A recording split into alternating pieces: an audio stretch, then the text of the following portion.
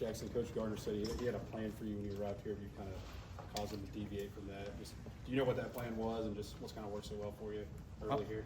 I think just coming in here, I think I don't think people knew like my skills that I had.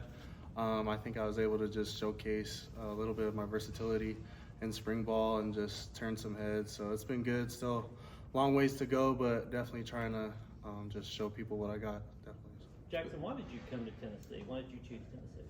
I knew when I hit the portal, I wanted to be a part of a really explosive defense with a lot of D-line production, and I seen that was very prominent here at Tennessee with Coach Banks' defense.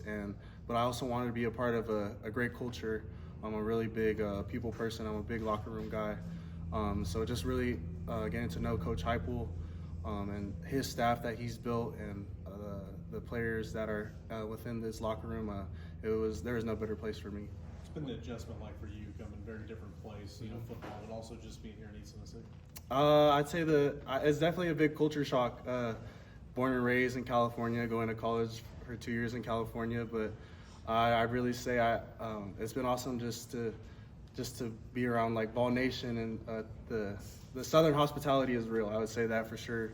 Coming from like a Polynesian background, just seeing the respect that everybody has for each other, it's a great culture to be a part of, and I'm really loving it down here. Jaxson, there are several West Coast guys that transferred in, Omar and Tennessee Brew has been here. Is there kind of a curiosity among West Coast guys about SEC football?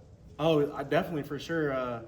I know, speaking personally, and a lot of guys that I grew up playing with on the West Coast, we have no idea about the South or the SEC. So we always, growing up, we wanted to just represent the West Coast, but just being introduced to what the SEC and the doors that open up when you come out here, it's been a blessing, and I hope to bring some more West Coast guys out here to Tennessee for sure. Jaxson, you talked about the culture being something that you were looking at. Obviously, transfer recruitment's moved so quickly. How could you get a gauge on Tennessee's culture on your visit? What did you see from players that were maybe here when you came, or how did you kind of pick up on that so quickly? I just really on my official, I was able to talk to some of the guys, Messiah Reddick, Keenan Peely, just really getting a feel for those guys, and getting to sit down and talk to them. They kept it real with me. They told me about Coach G. Coach G is hard on everyone, but he treats everybody equally. He's just as hard as he is on the older guys as he is on the young guys. So I can respect someone that's consistent in that matter. So yeah. Did you have any relationships prior to, whether it was recruiting or any players that you might have run across in the past before you got to Tennessee? Not at all. Not at all to Tennessee at all.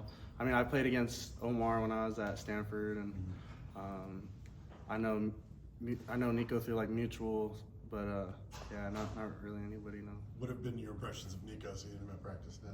Oh, he's just a really humble leader. He's not a big talker guy, but he really shows it through his actions. I remember when I first got here, he reached out to me. He said if I ever needed anything, he's here for me. So just a guy of his status, he doesn't have to reach out to me. So just him going the extra mile just to make me feel welcome, it meant a lot. So yeah. You're obviously joining a pretty deep group, particularly your position.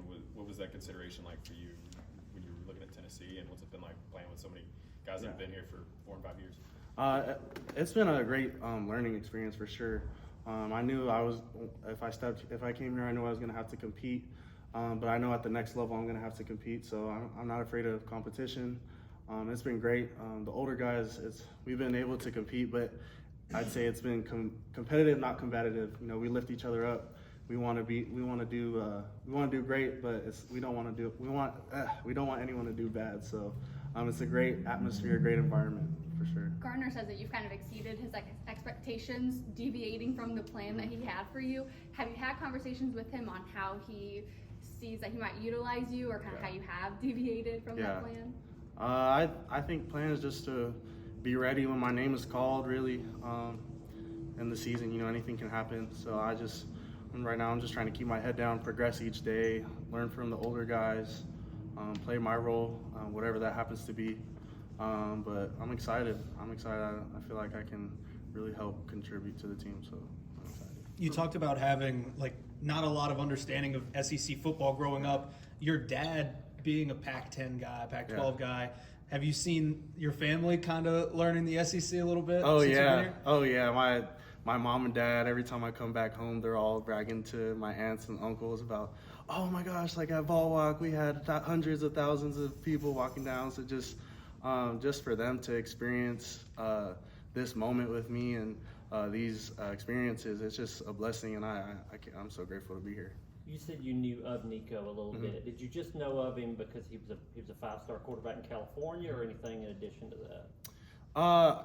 I've known Nico because we're both SoCal kids and both Samoan, so we always have like an understanding of who's who and out there in Southern California. But I've always known Nico as a baller ever since even youth football days. He's been a great player. So yeah. What is that like among the Samoan culture? You guys knowing of each other, like you're like, what? Explain that. Man, the Samoan community, it's really tight. It's really tight. So even if you may not know them personally, you'll definitely have family members who know them. So it's an awesome community to be a part of, and just being able to relate to people that are out here, and knowing that you have others that come from the same upbringing as you. It's cool. Have you been able to maybe bring part of that culture here, whether with the guys on the field or what you guys do outside of practice? Yeah, we definitely have brought that here.